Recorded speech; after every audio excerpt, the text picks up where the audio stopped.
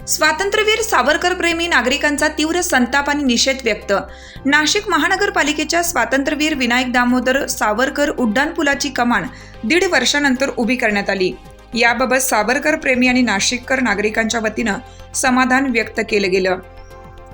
त्याचबरोबर चमकोगिरी करणाऱ्या स्वयंघोषित आणि तथाकथित पुढाकाऱ्यांनी कमानीवर सावरकरांचे नाव झाकून आपल्या स्वतःच्या फोटोची जाहिरात करू नये आणि स्वातंत्र्यवीरांच्या नावाचे पावित्र्य जपलं जाईल असा आशावाद नागरिकांनी सोशल मीडियाद्वारे व्यक्त केला होता.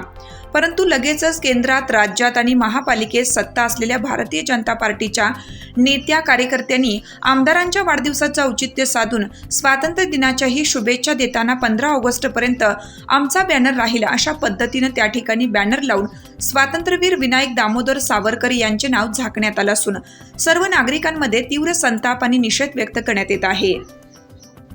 याबाबत कायदेशीर कारवाई व्हावी आणि बॅनर काढण्यात यावं यासाठी नाशिक महानगरपालिका नाशिक रोड विभागाच्या विभागीय अधिकाऱ्यांना अनेक नागरिकांनी दूरध्वनीद्वारे कळवलं असता उडवाउडवीची उत्तरे आणि आग सोमेश्वरी बंब रामेश्वरी अशा प्रकारची उपाययोजना उलटपक्षी नागरिकांना शिकवण्यात आल्याचे एका सावरकर प्रेमी नागरिकाने आमच्या प्रतिनिधींशी कळवलं.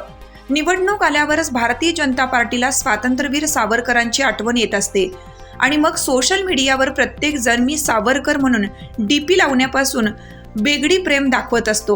मात्र नाशिक रोडच्या सर्व सामाजिक, राजकीय आणि सर्व क्षेत्रातील सावरकर प्रेमी आणि नागरिक यांनी कोणीही आपला बॅनर याप्रमाणे लावणार नाही असे ठरवले असता बराच कालावधीत नियम कटाक्षाने पाळला गेला होता. परंतु गेल्या वेळी हर घर तिरंगा घर घर तिरंगा या भारतीय जनता पार्टीच्या अभियानादरम्यान बॅनर लावून सावरकरांचे नाव झाकण्यात आलं होतं आणि पुन्हा भारतीय जनता पार्टीच्या व बॅनरमुळे दुसऱ्यांदा स्वातंत्र्यवीर सावरकरांचे नाव झाकण्यात आले असा आरोप शिवसेना उद्धव बाळासाहेब ठाकरे सिन्नर विधानसभेचे उपजिल्हाप्रमुख कण्णू ताजने यांनी केला आहे. तसेच महापालिकेने सर्वच दिशादर्शक कमानीवरचे बॅनर त्वरित हटवावे आणि यापुढे कोणीही बॅनर लावण्याचा प्रयत्न केल्यास त्यावर कायदेशीर कठोर कारवाई करण्यात यावी.